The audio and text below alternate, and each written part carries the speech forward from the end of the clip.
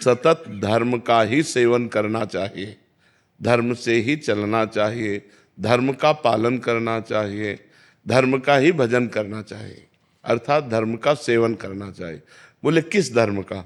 बोले त्यज लोक धर्मान, लोक धर्मों का त्याग करके भागवत धर्म का। सर्वधर्मान परित्यज्य मामेकम शरणम ब्रज, लोक धर्म का त्याग करके भागवत धर्म का पालन करना। बोले ये कैसे प्राप्त होगा? बोले सदा साधु पुरुषों का सेवन करे तो भागवत धर्म का अंदर प्रादुर्भाव हो जाएगा। सेवन सदा साधु पुरुषन। अब साधु पुरुषों का संग कैसे करना है?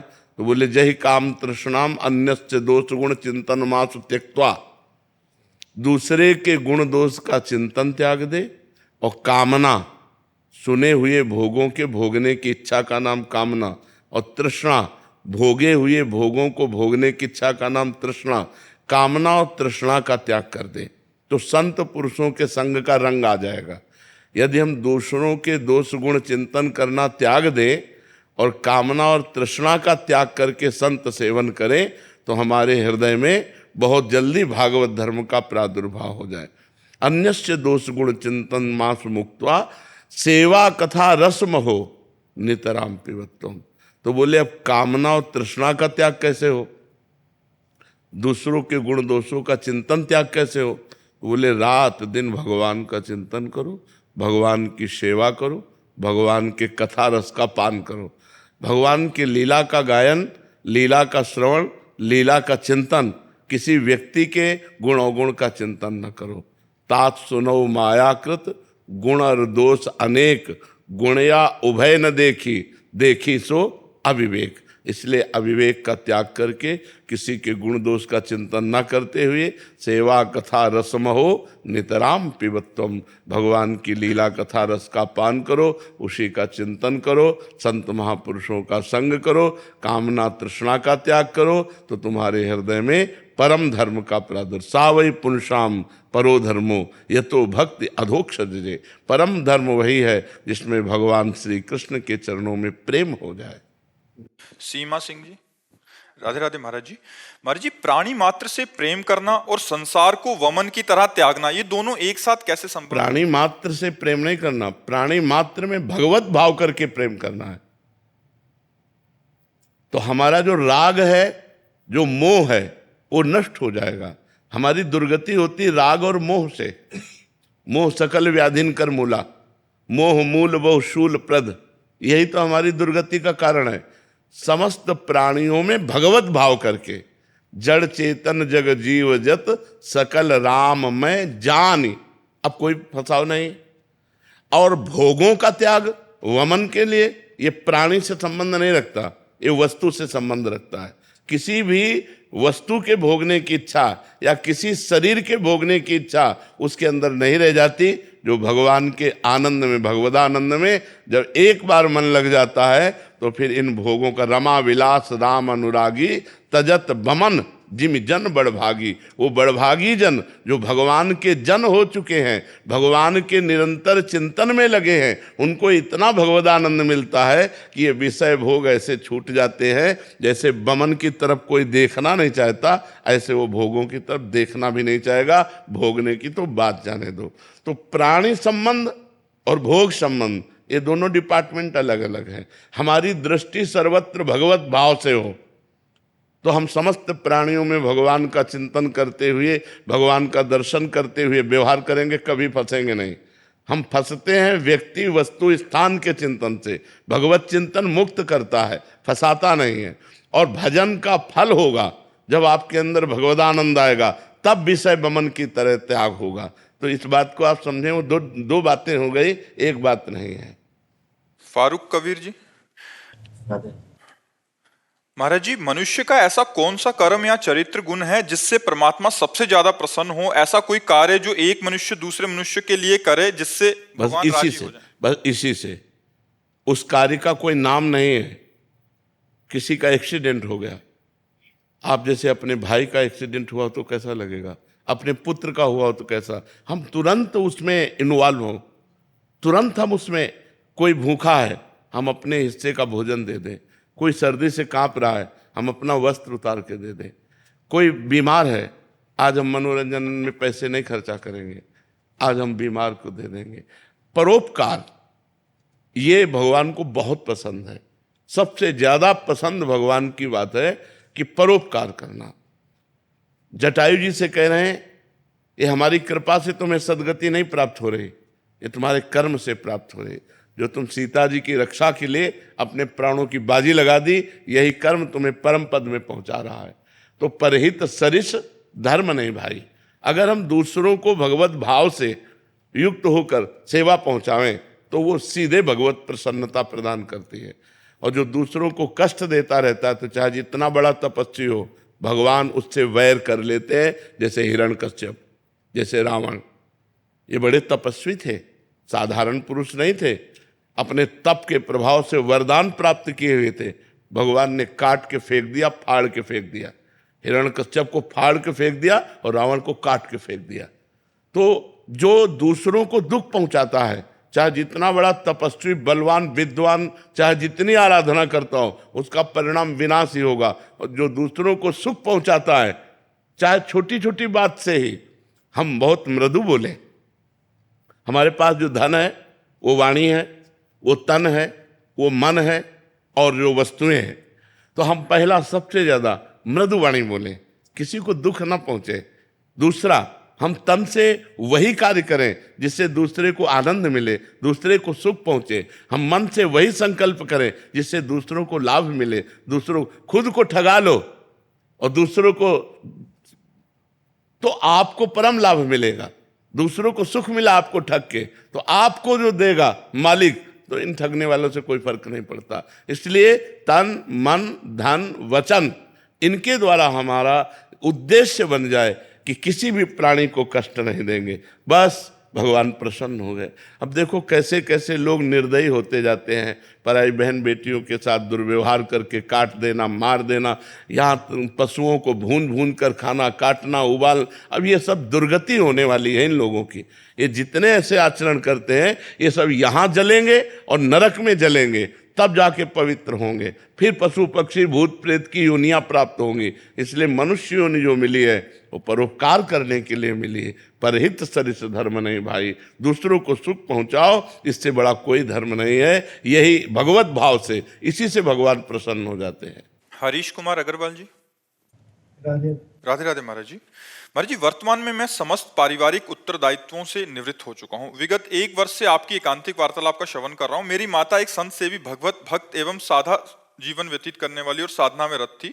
मुझे स्वामी श्री राम सुखदास जी महाराज जी और पूज्य नारायण दास जी भक्सर वाले मामा जी के दिव्य संस्कार विरासत में प्राप्त हुए। अब मैं भगवत प्राप्ति की दिशा में गंभीर प्रयास कर रहा हूँ, किंतु सामाजिक तथा पारिवारिक वातावरण बारंबार मेरे मन को विक्षिप्त कर रहा है एवं साधना में विघ्न उत्पन्न कर रहा है। इसीलिए बरबस राज सुतहि नृपदीना और हरि हित आप गवन बन कीना।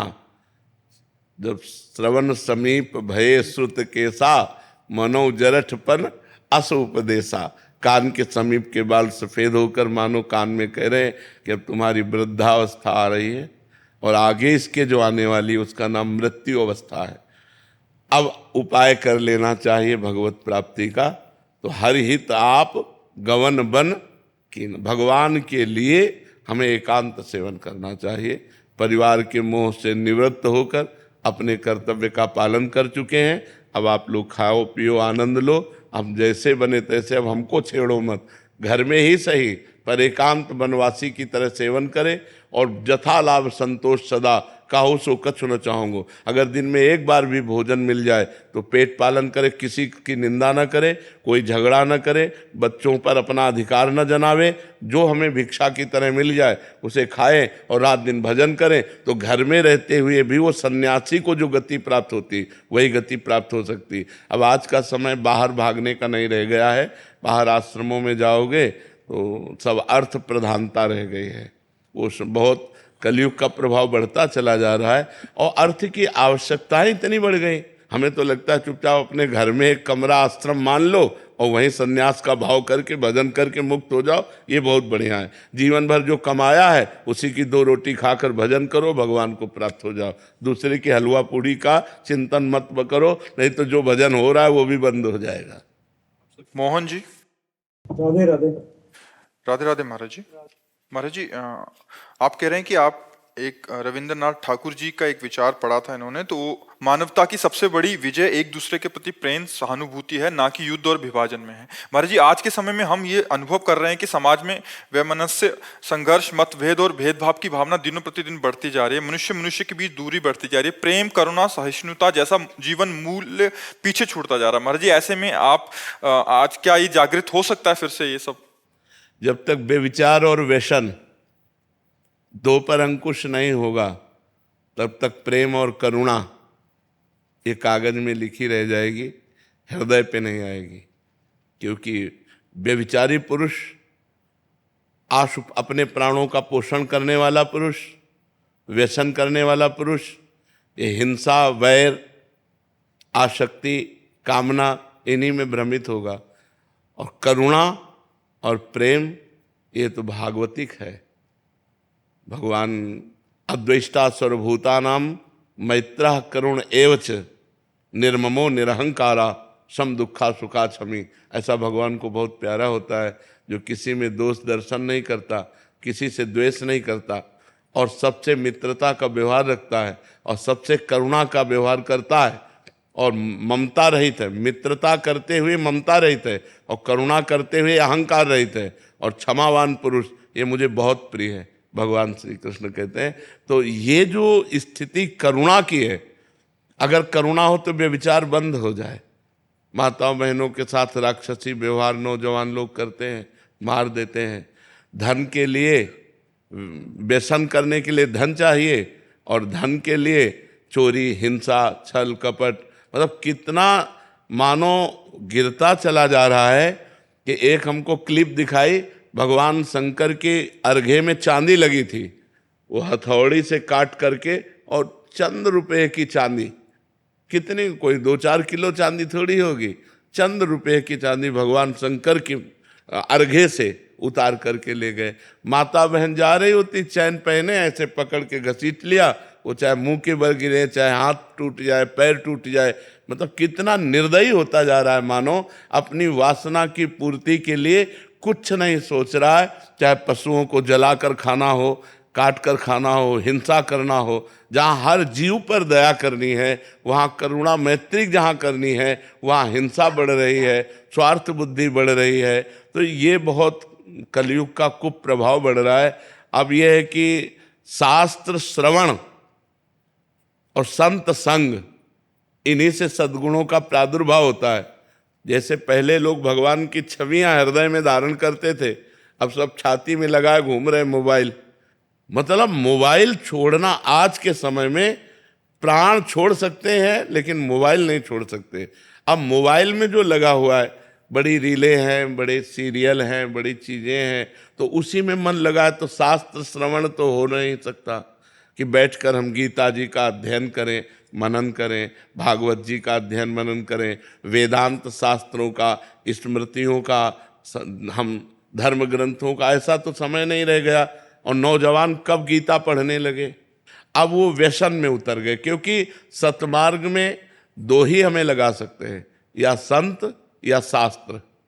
शास्त्र स्वाध्याय का समय नहीं और संतों पर श्रद्धा नहीं।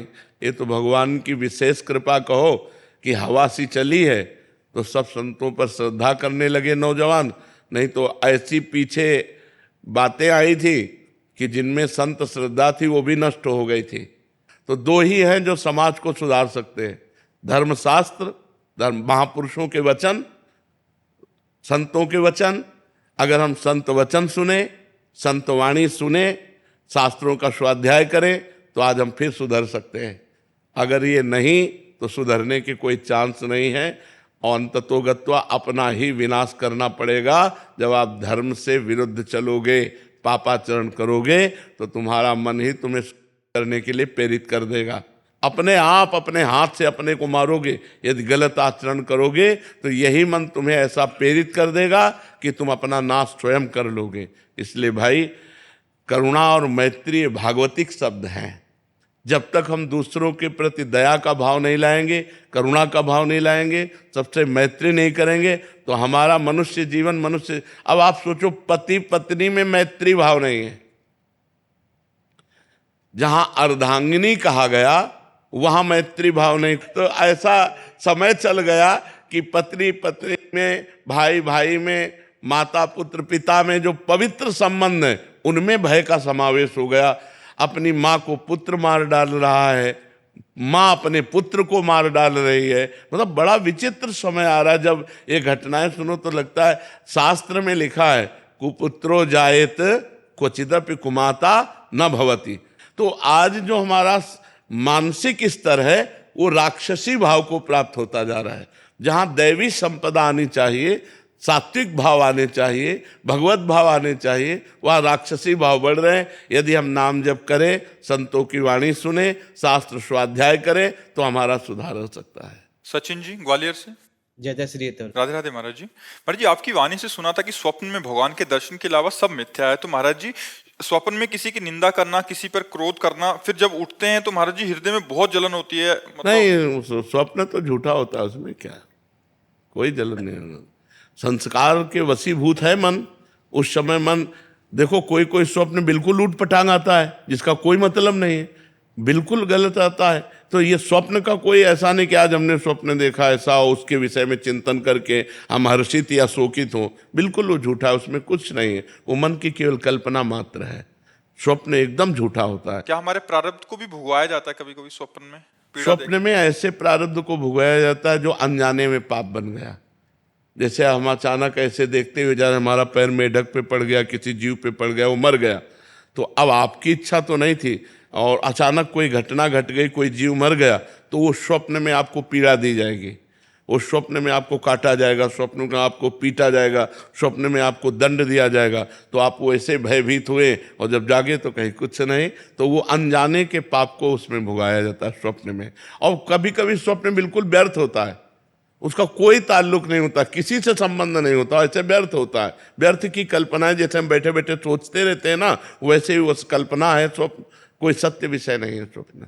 हाँ, स्वप्न में भगवान का आना और भक्तों का आना ये सत्य है। जैसे हमारी कल्पनाएं चलती रहती सब असत्य है, लेकिन उसी में भगवान के प्रति कल्पना करना, किसी संत की बात का चिंतन करना वो सत्य है। ऐसे स्वप्न में संतों का दर्शन होना, भगवान का दर्शन होना, ये अच्छा मंगलमय सूचक है। और बहुत ही करुणा है भगवान की जो स्वप्न में आके दर्शन दे दें। केदारनाथ गुप्ता जी फरीदाबाद से। महाराज जी राधे श्याम सीताराम। महाराज जी, जब से मेरे परम पूज्य गुरुदेव भगवान श्री बक्सर वाले मामा जी का नित्य लीला में प्रवेश हुआ, तब से मैं अपने आप को अनाथ महसूस करता हूँ। कुछ समझ नहीं आ रहा महाराज जी, मेरी समस्या का निवारण करें। वैसे प्रगट में गुरुजनों का अंतर ध्यान हो जाना दुर्भाग्य ही है हमारा कि हम उनको प्रगट में नहीं देख सकते, पर सौभाग्य है कि उनके द्वारा हमें नाम मंत्र मिला है। गुरु का स्वरूप जो नाम है, जो मंत्र है, वही है। ये जो रूप है ये तो नाशवान है, लेकिन गुरु के द्वारा जो नाम मंत्र मिला है, हम उसी को गुरु का स्वरूप मानकर निरंतर सुमिरन करें तो जहाँ गुरुदेव हैं वहीं हम पहुँच जाएंगे। बड़ा दुलार मिला है हमको भी। हाँ, वो प्रगट का सुख तो एक सीमा में है, प्रगट का सुख एक समय की सीमा में है। जैसे आज आप बैठे जो आनंद ले रहे हैं, हो सकता है कि कल ना मिले। ये जो शरीर है ये नाशवान है, अब कब कहाँ कैसे क्या लीला बन जाए। तो प्रगट में तो जो आनंद मिलता है संतों से, वो तो जब अंतर ध्यान हो जाते हैं तब वो आनंद तो नहीं रहता, पर आनंद की डोर पकड़ा जाते हो। उनके जो वचन हैं अगर हम मान लें तो हमें परमानंद की प्राप्ति हो जाए। जो आनंद सिंधु भगवान है वही गुरुदेव हैं, और उन्हीं की प्राप्ति के लिए जो हमें नाम मंत्र मिला है, यदि हम उसका निरंतर चिंतन करें तो हमें गुरुदेव के प्रगट आभाव का जो अनुभव होता है ये हट जाएगा। नाम मंत्र ही गुरुदेव का साक्षात स्वरूप है। और प्रगट शरीर तो नाशवान है, किसी भी संत का हो वो आज नहीं तो कल नष्ट होना ही है, पक्का समझ लीजिए। तो खूब नाम मंत्र जप करो और जैसे देखा था वही भाव, वही दुलार बार बार उनके सोचो तो आपको सुख मिलेगा कि हमारे गुरुदेव हमको ऐसे प्यार करते थे, ऐसे बुलाते थे, हमारे गुरुदेव ऐसे बैठते थे। ध्यान मूलम गुरु मूर्ति, पूजा मूलम गुरु पदम, मंत्र मूलम गुरु वाक्यम और मोक्ष मूलम गुरु कृपा। अनघा जी। राधे राधे। राधे राधे महाराज जी। महाराज जी, मैं जब भी कुछ करती हूँ, कोई भी काम करती हूँ, तो हमेशा मन में शंका रहती है, मैं सही कर रही हूँ या गलत। मेरे आत्मविश्वास में कमी लगती है महाराज जी, इतना ज्यादा हो जाता है कि अगर मैं नाम जब भी करूँ तो शंका रहती है कि मैं पूरे भाव से कर रही हूँ या नहीं। महाराज जी, इसका समाधान आप बता। तो भाव हो या ना हो, नाम जप में संशय मत करो। भाव कुभाव अनखालसहु, नाम जपत मंगल दिश दसहु। यदि नाम जप करोगी तो ये संशय भी नष्ट हो जाएगा। भगवान के नाम में अपार सामर्थ्य है। आप खूब नाम जप करो, और नाम जब मन ऐसा कहे कि ये श्रद्धा से नहीं हो रहा, ये भाव से नहीं हो रहा, तो फल तो बराबर मिलेगा। हम श्रद्धा से जहर खाएं या श्रद्धा से खाएं, मर तो जाएंगे ही ना। हम प्यार से अग्नि को छुएं या जबरदस्ती छुआ दिया जाए, वो जला तो देगी ना। जिसका जो प्रभाव है वो अपना करके ही रहता है, तो नाम का प्रभाव क्यों नहीं करेगा? वो तो सच्चिदानंदमय है। भाव कुभाव अनखालसहु, नाम जपत मंगल दिश दसहु। राघव जी। राधा वल्लभ सिंह। श्री हरिवंश महाराज जी। महाराज जी, नित्य श्री रामचरित मानस जी एवं श्री विनय पत्रिका जी का लयबद्ध विधि से गायन की क्या महिमा है महाराज जी? आपका तो जीवन ही रहा है महाराज जी पूर्व में। भगवान के आनंद में डूबना। जब हम ऐसे गायन करते हैं तो बहुत समय बाद उसका प्रभाव होगा, लेकिन जब हम राग से गायन करते हैं, संगीत के साथ गायन करते हैं, तो उसका तत्काल लाभ मिलता है कि हम झूमने लगते हैं, हमारा मन उसी में लगने लगता है, आनंदित होने लगता है। और गाते गाते जब हृदय पवित्र हो जाएगा तो सामने रूप दिखाई देता है। जो हम लीला गा रहे हैं वही लीला का चिंतन होने लगता है, फिर वो उस भगवान के प्रेम में मतवाला हो जाता है। लीला गायन का सीधा फल है मोह का नाश होकर भगवान की प्राप्ति होना। खूब भगवान की लीला का गायन करें। हमें तो ऐसा सौभाग्य मिला है कि सुबह 4 बजे बैठ गए और दिन के 2 बजे उठे। बालकांड, अयोध्या कांड, 2-2 कांड एक पूरे करके तब फिर लघु शंका के लिए उठे। अब नई अवस्था थी ना, तो खूब भगवान ने आनंद दिया है। खूब गायत्री जी का पुरस्चरण और सब अनुष्ठान सब खूब। अब पूरा जीवन हो गया। अब 13 वर्ष की अवस्था से लगे अब 55-56 वर्ष की अवस्था होने जा रही है। अब आज सुविधा हुई है, आज लोगों का सानिध्य मिला है। नहीं, हमने जीवन में कभी 2 आदमी खड़े होकर बात नहीं की। गंगा का किनारा, एकांत सेवन, अपने काम से मतलब। आज तक हमारा कोई दोस्त नहीं है पूरी सृष्टि में। जब दोस्त नहीं तो दुश्मन की क्या बात है। आज तक कोई दोस्त नहीं किसी से। सबको भगवान का स्वरूप मानना, सबसे प्यार करना, लेकिन प्यार केवल भगवान से करना, भगवत भाव से करना। तो एकांत सेवन करके यदि हम लीला गायन करें, एक होता है जैसे हम लीला गायन कर रहे हैं और लोग बैठे हैं, तो हमारी भावना लोगों को रिझाने के लिए, वो एक अलग लीला गायन हो गया। और एक हो गया हम एकांत में बैठकर लीला गायन कर रहे हैं, रोना आ गया, अब लीला गायन सार्थक हो गया। गदगद मम गुण गावत पुलक शरीरा और गदगद कंठ नयन बहानीरा। भगवान का लीला गायन करते हुए रोमांच हुआ, आंसू निकलने लगे। अब आगे गाया नहीं जा रहा और वो रुक गया। भगवान की रूप माधुरी छा। ये है फल, ये है लीला गायन का फल। जीव को जो सुख चाहिए वो संसार में नहीं है। इसीलिए चाहे जितना रुपया इकट्ठा कर लो, चाहे जितना भोग भोग लो, आप असंतुष्ट ही रहोगे। और संतोष तब मिलेगा जब भगवान का भजन होने लगेगा, भगवान का लीला गायन करोगे, भगवान के भाव से दूसरों को सुख पहुंचाओगे। देखो हृदय, एक दिन अच्छा भोजन बनाकर आप पाओ और एक दिन वही अपने हिस्से का भोजन किसी भूखे को पवा दो, फिर देखो आपको कैसा लगता है। हृदय में जो एक शीतलता होगी, वो चाहे जितना अच्छा भोजन पा लो आप, कभी नहीं होगी। जब दूसरों को पवाओगे तो वो जो शीतलता होगी वो भागवतिक होती है, वो अमोघ होती। चाहे जितना बढ़िया साल ओढ़ लो, वो सुख नहीं मिलेगा। जब कोई गरीब कांप रहा हो और उसको अपना साल उड़ा दो, फिर देखो आपको कैसा लगता है। फिर एक हृदय में उमंग आएगी। फिर भगवान से रंतिदेव जी कहते हैं कि मुझे इतनी सामर्थ्य दो कि विश्व में कोई दुखी ही ना हो, सबका दुख मैं भोग लूं। ये सबका दुख मैं भोग लूं, विश्व में किसी को दुख ना हो, ऐसी भावना करते ही हृदय आनंद में भर जाता है। और आज क्या है कि सब चाहे दुखी हो, मैं सुखी हो जाऊं। ये आसुरी भाव है। इसी आसुरी भाव से समाज दुखी हो रहा है। कौस्तुभ अग्रवाल जी फरुखाबाद से। राधे राधे महाराज जी। महाराज जी, श्री जी की कृपा से मैं नाम जप करने का निरंतर प्रयत्न कर रहा हूँ, लेकिन महाराज जी जिस दिन भजन अधिक बन जाता है मन में अहंकार सा आ जाता है, लेकिन जिस दिन भजन कम होता है उस दिन ग्लानि क्यों नहीं होती? आज रह गया। हाँ, ये कमी है, ये कमी है। अहंकार तो आना नहीं चाहिए, कृपा में आंसू आने चाहिए कि आज भगवान की विशेष कृपा हुई कि हमसे अच्छा भजन हो गया, क्योंकि भगवान की कृपा से भजन होता है। और जिस दिन भजन न हो तद विस्मरणेन परम व्याकुलतेति, हमें व्याकुलता होनी चाहिए। धिक्कार है हमारे मन बुद्धि को जो आज भगवान के भजन में कमी की, ऐसी ग्लानि होनी चाहिए। तो आज कर लिया, आज रह गया, कल कर लेंगे। नहीं, कल किसने देखा है? कल आए कि ना आए? आज करे सो, जो अभी का है, काल करे सो आज कर, आज करे सो अब, पल में परलय होएगी, बहुरी करोगे कब? इसलिए ऐसा ना टालो, भजन को मत टालो, गंदी बातों को टालो। जैसे गंदी बात के लिए मन कह रहा है तो फिर देखेंगे, अच्छी बात के लिए अभी तत्पर हो जाओ। ये मन महाराज जी पाप पुण्यों के जाल में फंसा रहता है, इसके ऊपर कैसे? नाम जप, यही तो है, नाम जप ही तो निर्मल करता है। निर्मल मन जन सो मोहि पावा, मोहि कपट छल छिद्र न भावा।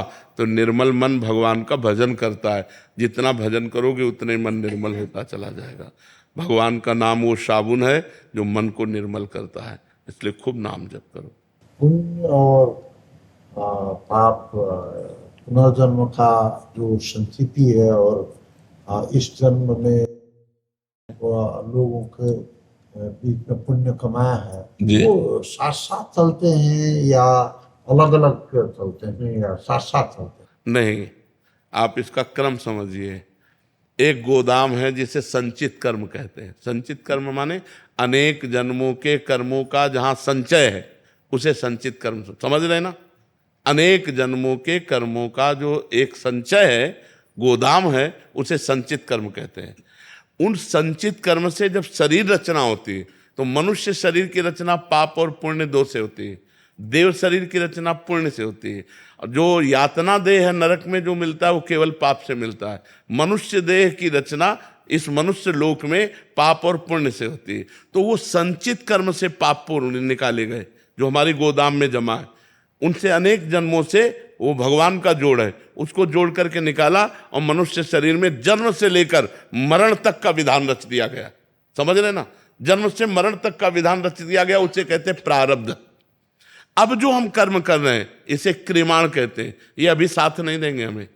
हम खूब पुण्य कर रहे हैं, खूब दान कर रहे हैं, खूब भजन कर रहे हैं, लेकिन प्रारब्ध भोग आ गया है पाप का, तो आपको दुख भोगना पड़ेगा। दान पुण्य भजन करते हुए भी अच्छे से अच्छा कर्म कर रहे हैं, लेकिन आपको सुख शांति नहीं मिलेगी। आपको वो प्रारब्ध भोग अशांत करेगा, वो प्रारब्ध भोग दुख देगा। जो आज कर रहे हैं ये कल आपके काम आएगा। वर्तमान का जो दान पुण्य है, वर्तमान का जो सत्कर्म है, वर्तमान का जो परोपकार है, वो भविष्य में आनंद देगा। लेकिन आज हमको दुख सुख का वो क्रम भोगना पड़ेगा जो शरीर रचने के समय रखा गया है। समझ पा रहे हैं आप? हाँ, वो आज तभी देखा जाता है पाप कर्म करने वाला बड़ा उन्नति को प्राप्त हो रहा है, एक धर्मात्मा पुरुष कदम कदम पे दुख भोग रहा है, तो वो क्रम उसके पुण्य का लग गया। जो पाप कर्म वर्तमान में कर रहा है और पूर्व का पुण्य संयोग, तो उन्नति को प्राप्त होता चला जा रहा है। एक पुण्य कर्म कर रहा है लेकिन उसका पाप संयोग बन गया, वो दुख पर दुख भोगता चला जा रहा है। इसी क्रम को न समझने के कारण लोग कहने लगते हैं कि जो धर्म में चलते हैं वो दुख भोगते हैं और जो पाप कर्म करते हैं वो घूस लेते हैं, बेईमानी करते हैं, वो बड़े अच्छे से। ऐसा नहीं है, ऐसा नहीं है। परिणाम जब अपने कर्म का आएगा तो वो पुण्य का आनंद होगा, सुख होगा, और पाप का दुख और विपत्ति और विनाश ही होगा। वो कभी सुख प्रदान नहीं कर सकता। आप समझ पाए? मोहित जी। राधे राधे महाराज जी। महाराज जी, आपके द्वारा नाम जप की जो दवाई मिली उसका पहले तो कुछ बहुत रिएक्शन हुआ, पर बाद में जाकर मन और हृदय की अभी सफाई शुरू हो गई है महाराज जी। महाराज जी, आप कह रहे हैं कि जो हिचौरासी जी पाठ या और भी जो पाठ हैं आपकी आवाज में सुनने को मिलता है महाराज जी, तो मतलब साथ साथ ध्यानपूर्वक पढ़ने और सुनने का जो फल है, क्या याद करना जरूरी है महाराज जी? याद करने से ये है कि हम जैसे ट्रेन में चल रहे हैं तो हम गुनगुना सकते हैं पद, हम गा सकते हैं। हम फावड़ा चला रहे हैं पद गा सकते हैं, अंदर ही अंदर चिंतन कर सकते हैं। हम रास्ते में चल रहे हैं, पद गुनगुनाते जा रहे हैं, तो याद करना बहुत जरूरी है। याद कर लो। हम कह रहे हैं पूरी ना याद हो पावे तो 10 ही पद याद कर लो, तो वही 10 पद अगर हम दोहराते रहे तो नाम बाणी जहाँ श्याम श्यामा तहाँ, नाम बाणी सुनत श्याम श्यामा सुबस, नाम बाणी निकट श्याम श्यामा प्रगट, भगवत साक्षात्कार कराने में समर्थ चतुरासी जी। इसलिए कुछ पद तो याद ही कर लो। पढ़े हो तो फिर उसमें दुविधा क्या है? सुबह सुबह रोज पाठ करो, याद हो जाएगा। सुबह सुबह रोज पाठ करने से ब्रह्म मुहूर्त काल में जो चीज याद करनी हो, अगर ब्रह्म मुहूर्त में उसको पाठ करने के नियम में हम ले लें तो कुछ दिनों में वो कंठस्थ हो जाएगी। राधे राधे महाराज जी। महाराज जी प्रणाम। महाराज जी, जीवन में प्रभु की बहुत कृपा है, भजन में भी बहुत मन लगता है, परंतु एक अपराध हुआ है। गलती है, पाप नहीं है। क्या इसका कोई उपाय या प्रायश्चित संभव है? क्या है? संपर्क परिस्त्री गमन गमन जी। सिर्फ मैसेज मन की तरंग है, इससे कोई नाम जप से सब धुल जाएगा। इससे कोई अपराध नहीं कहते। मन की तरंग है, नहीं संभाल पाए, वो कुभाव अंदर प्रकट हो गया, सद्भाव हट गया, कुभाव प्रकट हो गया, पर क्रिया ना हो पाना, ये बहादुरी की बात है। हमारे मन में गलत संकल्प, गलत स्फुरना ये हो सकता है, इसका कोई पाप नहीं होता। कलिकर एक पुनीत प्रतापा, मानस पुण्य होए और नहीं पापा। मानस पुण्य तो हो जाएंगे लेकिन पाप नहीं लगेगा। तो अगर हमारे मन में गलत धारणा आ रही, अब थोड़ा सा चूक हो गई, मैसेज कर देना मतलब क्रिया बन गई, पर वो क्रिया गंदी क्रिया में नहीं उतर पाई, बस इसलिए उसका कोई विशेष महत्व तो नहीं रहा और वो सहज में ही नष्ट हो जाएगी। भगवान नाम कीर्तन, भगवान नाम स्मरण से महत पापों का नाश हो जाता है। फिर ये तो बहुत साधारण है, पर भगवान नाम के बल से किसी उत्साह से संपन्न होकर पाप ना करें, नहीं तो नामापराध लागू हो जाएगा। बहुत सुंदर बुद्धि आपकी काम कर रही है, जो छोटी छोटी गलतियों को भी संत सभा में व्यक्त करने की चेष्टा, हिम्मत आई, तो कोई अपराध नहीं है। नाम जप कीजिए, बहुत कृपा है भगवान की। और एक शास्त्रीय सिद्धांत है, यदि अपने अपराध को संत सभा में व्यक्त कर दे तो तत्काल वो नष्ट हो जाता है। ये शास्त्रीय सिद्धांत है कि भरी सभा में यदि अपने अपराध को व्यक्त कर दिया जाए तो तत्काल नष्ट हो जाता है, बिना किसी प्रायश्चित के नष्ट हो जाता है। राधे राधे महाराज जी। महाराज जी, मैं 1 साल से अपनी माँ के कहने पर आपको YouTube के माध्यम से सुन रही हूँ। आपकी कृपा से सभी बुरे आचरण छूट गए हैं, लेकिन आज भी जिस जगह से में या हालात में अकेलापन महसूस होता है, तब मेरे मन गलत संगत और गलत आचरण की ओर आकर्षित होता है। ऐसे में नाम जप और आपकी वीडियो सुन लेती हूँ तो थोड़ा सा ठीक होता है, बट 1-2 बार फिर से गलत कर बैठती हूँ, फिर गिल्टी फील होती है, रोना आता है। महाराज जी, ऐसे में खुद को हिम्मत कैसे दूं? मैं बुरी चीजों से छूटना चाहती हूँ, बचना चाहती हूँ। वैसे बुराई से बचने के लिए, अकेलापन दूर करने के लिए एकमात्र भगवान से प्रेम होना है। पूरा जीवन हो गया, बच्चापन से बाबा जी बने थे, आज तक हमारा कोई दोस्त नहीं है, कोई नहीं है। और संभाल करके भगवान ऐसे जीवन व्यतीत करवा दे कि जीवन में कोई दोस्त न रहे। मेरे तो गिरधर गोपाल दूसरों जब भगवान से प्रीति होने लगती है तो किसी की आवश्यकता, सच्ची मानिए, हम जब ऊपर से एकांतिक के लिए नीचे आते हैं तो एक बार हमारा मन, जो मंत्र चल रहा है, जो नाम चल रहा है, जो भगवत चिंतन चल रहा है, उसको छोड़कर मैं बात करूं जाके, पर लगता है नहीं, समाज हित के लिए भगवान ने बैठाला है तो चलो प्रश्न उत्तर करते हैं चल करके। हमारा मन समाज में राजी नहीं, तुमसे सच्ची कहते हैं, एकांतवासी रहा है मन। बस इतनी देर, अभी आखिरी है, जहां अभी हुआ, थोड़ी देर के बाद हम एकांत हो जाएंगे 24 घंटे के लिए। जैसे अकेलापन में लगता है ना कि आपने कहा कि अकेलापन हमको गलत मार्ग में ले जाता है। अगर हम भगवान को अपना यार माने, भगवान को अपना प्यार माने, भगवान को अपना मित्र माने, तो 1 घंटे का संग भी बर्दाश्त नहीं, जबकि सत्संग है। हमारा मन हर समय अकेला रहना चाहता है, व्याकुल है।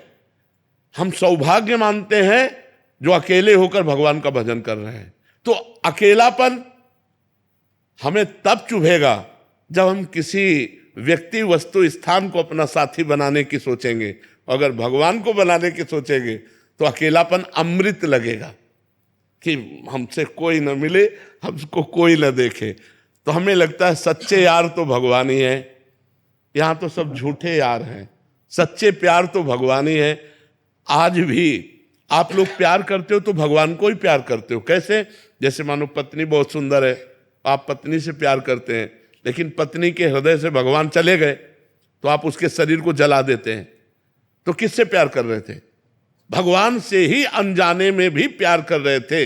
यदि जानकर भगवान से प्यार करें तो आपका प्यार निहाल हो जाए, आपका प्यार आपको अविनाशी बना दे, आपका प्यार आपको प्रेममय कर दे, आपको किसी की जरूरत नहीं पड़ेगी। भगवान से इतने सुंदर, इतने करुणामय, इतने कृपालु, पर हमारा भगवान से कनेक्शन होना बड़ा कठिन लगता है और संसार से चटपट हो जाता है। संसार प्रगट में दिखाई देता है और भगवान दिखाई नहीं देते, इसलिए समस्या है।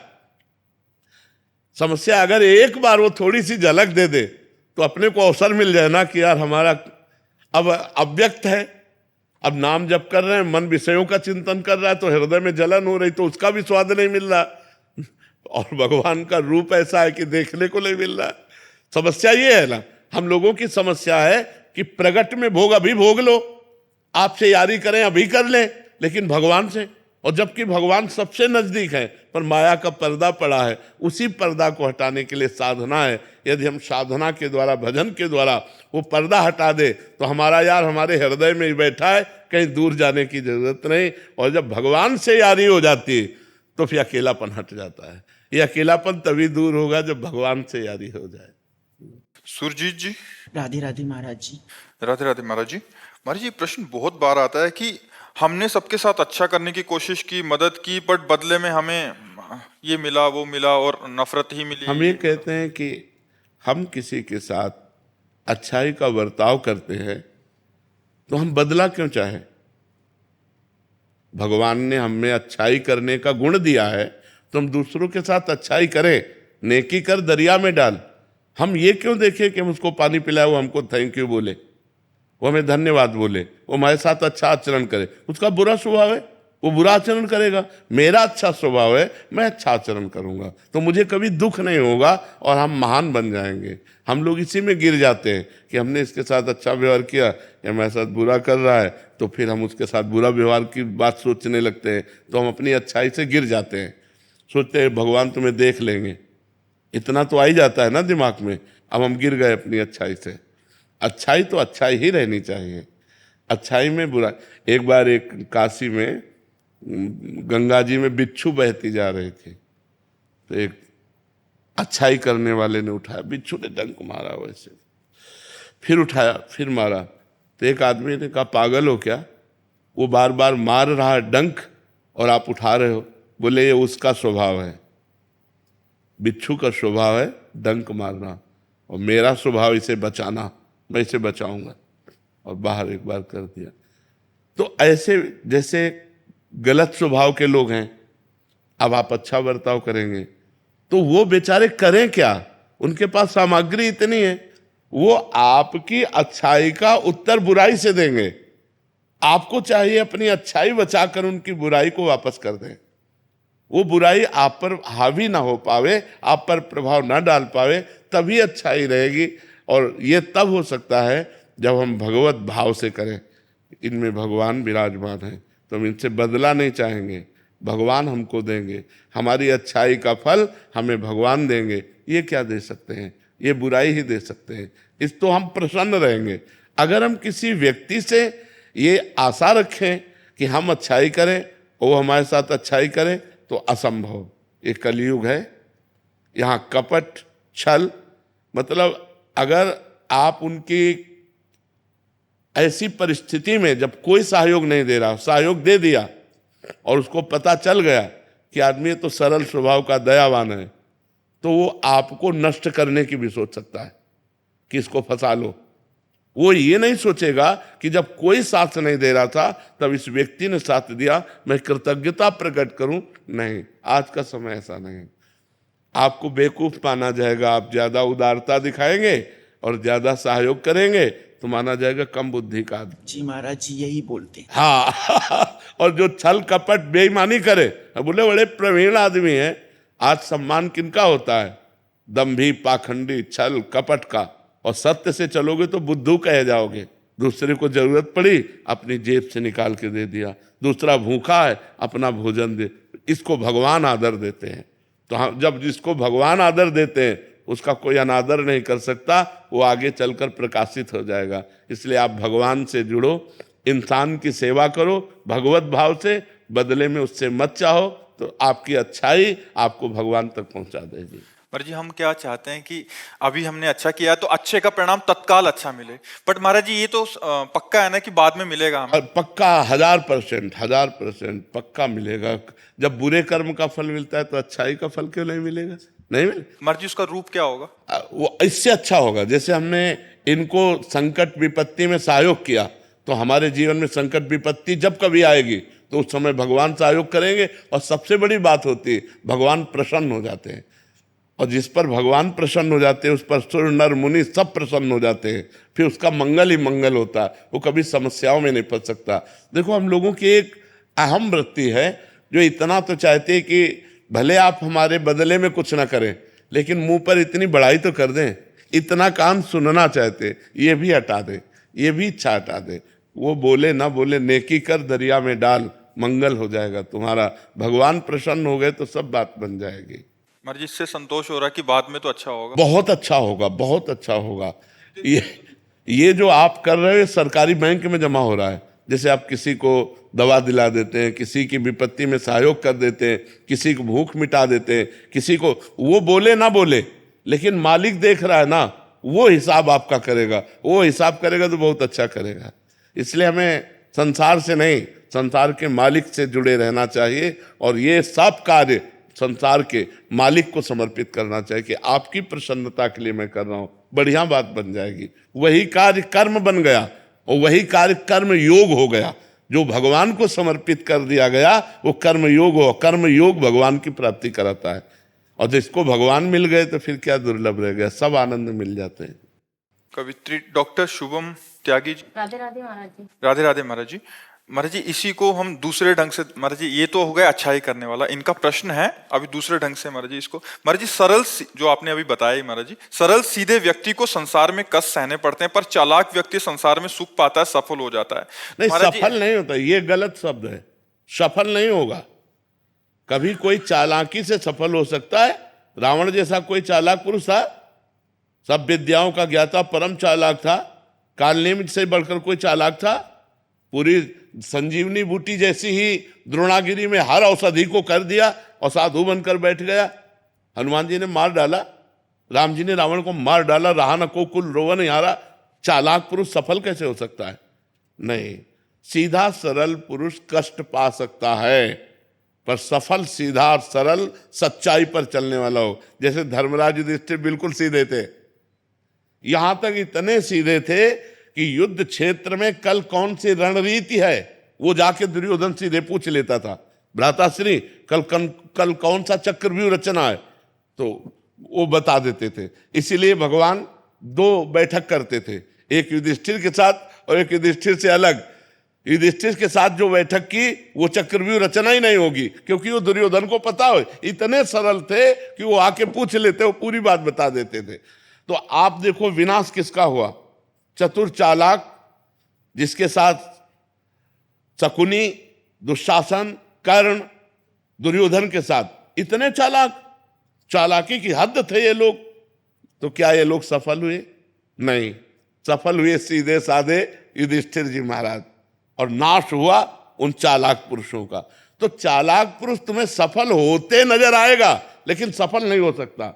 सीधा साधा पुरुष तुम्हें दुख भोगते नजर आएगा लेकिन वो दुख भोगेगा नहीं, आगे चलकर वही विजय को प्राप्त होगा। थोड़ी यात्रा ऐसी है जिसमें संशय हो सकता है देखकर कि बेईमान, दुष्ट, चालाक, कपटी पुरुष उन्नति को प्राप्त हो रहा है और धर्मात्मा, ईमानदार दुख को प्राप्त हो रहा है। थोड़ी देर की यात्रा है लेकिन परिणाम में जो सही चल रहा है उसका सही परिणाम होगा और जो गलत चल रहा है उसका गलत परिणाम होगा पक्का। आज तक की पूरा सृष्टि का विधान ऐसा है। जी जी महाराज जी, लेकिन ट्रांसफर पोस्टिंग में कई बार चालाक लोग अच्छी जगह ले जाते हैं और सीधे सरल लोगों के ट्रांसफर कहीं भी नहीं ऐसा। वो देखो दुर्योधन राजा बना कि नहीं बना? दुर्योधन राजा कुछ दिन के लिए बना कि नहीं बना, लेकिन 100 भाई मारे गए। असली में राजा हस्तिनापुर के महाराज युधिष्ठिर ही बने। थोड़ी देर के लिए वो पद, वो दिखाई दे सकता है कि वो बेईमानी चालाकी करके फ्रॉड करके पद को प्राप्त कर ले, ऐसा हो सकता है, मान सकते हैं, उसका पुण्य उसको साथ दे सकता है, लेकिन परिणाम, जो जीवन का परिणाम है वो ये पद नहीं है। मरोगे तो तुम्हारे साथ पद नहीं जाएगा, तुम्हारे साथ रुपया नहीं जाएगा, तुम्हारी अच्छाई जाएगी, तुम्हारे सत्कर्म जाएंगे। और ये पक्की बात समझ लो कि जनता मूर्ख थोड़ी देर के लिए बन सकती, लेकिन जब आपके आचरणों का, और भगवान ऐसी बुद्धि भ्रष्ट कर देते हैं कि खुला आचरण उसकी गंदगी सामने आ जाती है। आदमी की इज्जत चली गई तो किस योग रह गया। तो ये पक्का समझ लो, अच्छा पुरुष और धर्मात्मा पुरुष दुखी हो सकता है लेकिन हार नहीं सकता। विजय को वही प्राप्त होगा। यत्र योगेश्वरा कृष्णो यत्र पार्थो धनुर्धरा तत्र श्री विजयो भूतिर ध्रुवा नीतिर मतिर्मम। ये निश्चित बात है, जहां धर्म है, जहां भगवान है, वहां विजय जरूर होगी। थोड़ी देर के लिए, अब जैसे 12 वर्ष का वनवास, 1 वर्ष का अज्ञातवास महाराज युधिष्ठिर को हुआ, इतने धर्मात्मा होते हुए, और ये दुष्ट लोग मौज उड़ाते रहे, लेकिन परिणाम में महाराज युधिष्ठिर ही चक्रवर्ती सम्राट बने और 100 के 100 कौरव मारे गए। तो इसलिए हमें अपने मन को धर्म में ही लगाना चाहिए, चाहे थोड़ा दुख मिले, थोड़ा उन्नति कम दिखाई दे, लेकिन आगे चलकर वो उन्नति को प्राप्त होगा। धर्मात्मा दीपक की तरह जलता है पर वो जलता रहता है, और अधर्मी हाइलोजन की तरह जलता है पर फ्यूज हो जाता है। वो एकदम चढ़ा और एकदम फ्यूज हो गया, एकदम नष्ट हो गया। धर्मात्मा पुरुष दीपक की लौ की तरह जलता रहता है और अपने घर को प्रकाशित कर देता है। इसलिए धर्म से चलो, भगवान का आश्रय लो। बुरे आचरणों से कभी किसी का कोई लाभ नहीं हुआ, थोड़ी देर लाभ होते दिखाई दिया, लेकिन परिणाम में विनाश ही होगा, अशांति ही होगी। कभी पाप कर्म करने वाला, छल कपट करने वाला सुखी नहीं हो सकता। परिणाम में थोड़े दिन तो आपको लग सकता है कि सुखी हो रहा है, लेकिन फिर ऐसा रहेगा कि मिट्टी में मिल जाएगा, रहा न को कुल रोवनिहारा। सामने से तो बहुत सुंदर दिखाई दे रहे, और पीछे जो पाप कर रहे तो मालिक देख रहा है, उसका हिसाब मालिक करेगा। मालिक की दुकान में है सबका जीवन खाता, पाई भर का भी चूक नहीं होती हमारे मालिक से। एक एक बात का हिसाब होता है। अगर हमने अंगुली भी उठाई है तो उसका भी हिसाब है कि क्यों उठाई और कैसे उठाई। परमात्मा सबको देख रहा है, इसलिए ये मत दे जानो कि कोई देख नहीं रहा है, हम अच्छाई कर रहे हैं, हमें बुराई पर बुराई मिलती चली जा रही, कोई हमारे देख नहीं, परमात्मा देख रहा है। और जो एक है कि मैं छल कपट बुराई से बढ़ रहा हूं, तो देख लेना तुम नष्ट हो जाओगे। जैसे किसी को 2 आदमी हाथ और पैर पकड़कर ऊपर 7वें खंड में ले जा रहे हो, वो सोचे मैं बड़ी मौज से जा रहा हूं, मौज से ले जा रहे हो, ऊपर से पटकने के लिए ले जाया जा रहा है। ऐसे पापी आदमी यदि बढ़ोतरी को जा रहा है तो समझो उसका नाश होने वाला है, और धर्मात्मा पुरुष दुख मिल रहा है तो समझो अब ये ऊंचाई पर चढ़ेगा। तो आज तक जो हमारा इतिहास साक्षी है, जिसमें महापुरुष गए हैं, वो मार्ग सत्य है, वो अच्छाई है, वो परोपकार है। अगर इसमें चलेंगे तो हम महापुरुषों की गति को प्राप्त होंगे, अंतिम गति हमारी सुधर जाए, यही मनुष्य जीवन का लाभ है। वाहेगुरु जी का खालसा, वाहेगुरु जी की फतेह। वाहेगुरु जी का खालसा, वाहेगुरु जी की फतेह, वाहेगुरु। महाराज जी, ये भागवत का टीका किया गीता का गुरु गोविंद सिंह साहब महाराज। अच्छा, दुर्लभ व्यवस्था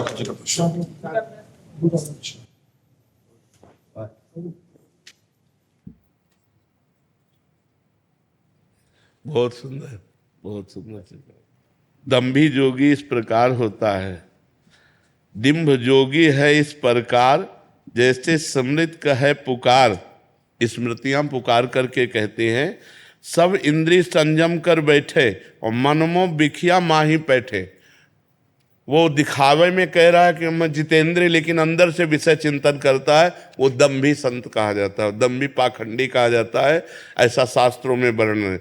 चितवे बिखिया ही को जाप, चिंतन कर रहा है विषयों का, जाप करता दिखाई दे रहा है, लेकिन लालसा विषयों की है। भोग भोग जो पालो आप, भोगो भोग जो पालो आप, वो भोगों का ही चिंतन करता है।